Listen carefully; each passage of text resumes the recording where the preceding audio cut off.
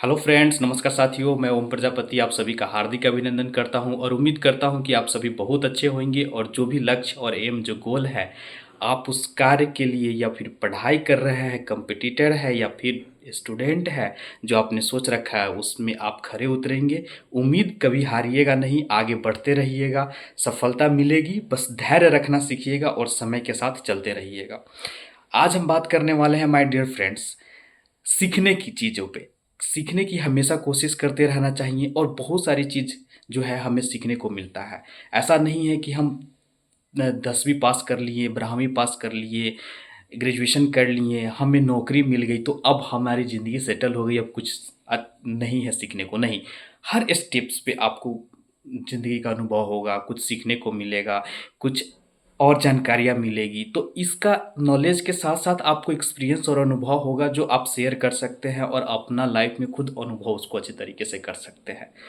तो मेरा पिछले मंडे को इलेक्शन की ट्रेनिंग थी, उसमें मेरा जो ड्यूटी लगा हुआ है वो माइक्रो ऑब्जर्वर का पोस्ट पे लगा हुआ है। तो मैं मंडे को ट्रेनिंग में, मेरा फर्स्ट ट्रेनिंग था, मैं गया था तो वहाँ सब चीज़ बारीकियों से सिखाया गया।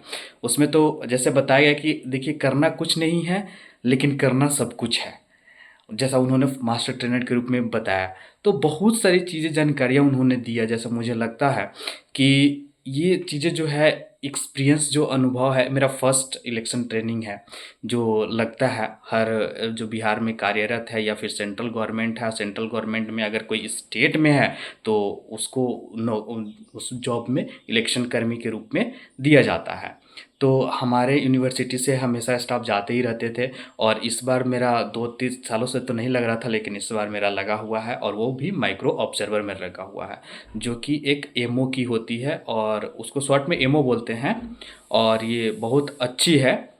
तो इसके लिए वो बताया कि यहाँ पे जैसे P1, P2, P3 और प्रेडाइजिंग ऑफिसर की होती है ट्रेनिंग, तो उसको आप ऑब्जर्व करेंगे। जैसे आपको एक बूथ मिलेगा और उस बूथ पे आप जो माइक्रो ऑब्जर्वर के तौर पे आपको निगरानी रखना है। माइक्रो ऑब्जर्वर मीन्स सूक्ष्म प्रेक्षक। मतलब आप जो है उस सारे चीज़ों का, जो P1 काम कर रहे हैं, P2 काम कर रहे हैं, P3 काम कर रहे हैं, प्रेडाइजिंग ऑफिसर काम कर रहे हैं और वहाँ पे जो बूथ पे गतिविधियाँ हो रही हैं, जो मतदाता आ रहे हैं अपना मतदान करने के लिए, वो किस तरीके से कर रहे हैं, कोई भगदड़ या कोई चीज़ सही से काम हो रहा है कि नहीं हो रहा है, वो सारी चीज़ों पे निगरानी रखनी है। और कुछ 18 या 20 पॉइंट है जो उस बिंदु को हम लोग को ऑब्जर्व करके हमें उसको अच्छे तरीके से अवलोकन करके उसको सबमिट करना है। तो वही बताया कि मतलब कि करना कुछ नहीं है, लेकिन करना सब चीज़ है। मतलब वो ज़िम्मेदारी वाला काम है और उसको अच्छे तरीके से करना है। तो मैंने एक चीज़ लाइफ़ में ये चीज़ सीखा कि एक्सपीरियंस जो होता है बहुत मायने रखता है। इसमें बहुत लोग पहले जा चुके हैं, उन्होंने बोला कि पहले तो 2-3 बूथ का आप मास्टर पेट्रोलिंग के रूप में आपको दिया जाता था, आपको गाड़ी मिलेगी, आपको पेट्रोलिंग करना पड़ता था। लेकिन अभी से सुनने में आया है कि सिर्फ़ 1 बूथ मिलेगी, अगर 2 बूथ भी मिलती है तो दोनों आस-पास कनेक्टिविटी होगी, मतलब ज़्यादा डिस्टेंस नहीं होगा। समझिए कि 20 कदम पे आपका दूसरा वाला बूथ होगा और पहला वाला बूथ होगा, तो इस तरीके से होगी। और नहीं होगी तो सिर्फ़ 1 होगी, आपको बस वहाँ पे बैठ के अवलोकन करना है, ऑब्ज़र्व करना है और सारी चीज़ों को देखने रहना है।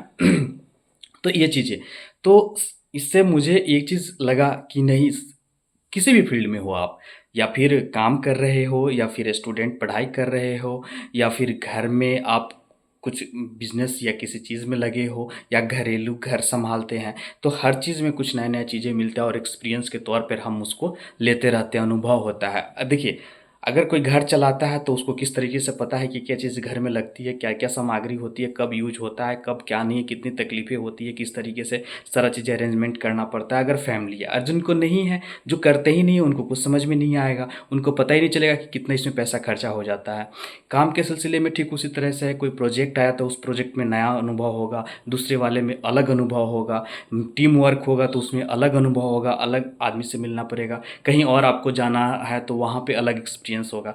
ठीक उसी तरह से हमारा वर्क है, हमें भी हर स्टेप में नई-नई चीज़ें अनुभव होते रहता है और सीखने को चीज़ें मिलते रहती है। तो लाइफ में कभी भी ये नहीं कह सकते हैं कि हमने ये चीज़ सीख लिया अब आगे कुछ नहीं है, नहीं।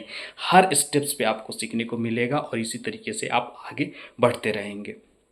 तो माय डियर फ्रेंड्स, ये चीज़ें जो है ना बहुत सूक्ष्म है, लेकिन बहुत ही अलग तरीके का अनुभव आपके जीवन में लाएँगी। तो इस तरह से आप हमेशा आगे बढ़ते रहिए, पढ़ाई करते रहिए। जब आप एक चैप्टर पढ़ लेते हैं ना, तो ऐसा नहीं होता है कि उस चैप्टर का हर चीज़ आप सीख लेते हैं, नहीं, उस चैप्टर को 2-3 बार पढ़िए, आपको अलग-अलग पॉइंट मिलेगा, अलग-अलग चीज़ सीखने को मिलेगा। क्योंकि क्वेश्चन वहीं से आता है, फिर आपको दिमाग में आएगा कि अरे! यही तो इसका आंसर था, हमने तो ध्यान ही नहीं दिया, इस चीज़ पे ध्यान ही नहीं दिया। तो वही होता है बारीकियों से देखना और पढ़ना। तो माय डियर फ्रेंड्स, जैसा आप आगे बढ़ रहे हैं, ठीक सही डायरेक्शन में, सही दिशा की ओर जो आपका लक्ष्य है, बढ़ते रहिए, अवश्य मिलेगा, धैर्य रखिए, सीखने की कोशिश करते रहिए, अवश्य मिलेगा आपको सफलता। मेरी शुभकामना है और ऊपर वाले तो आप सबके साथ है। और साथ में आज जो है रामनवमी की हार्दिक शुभकामनाएँ आप सभी को।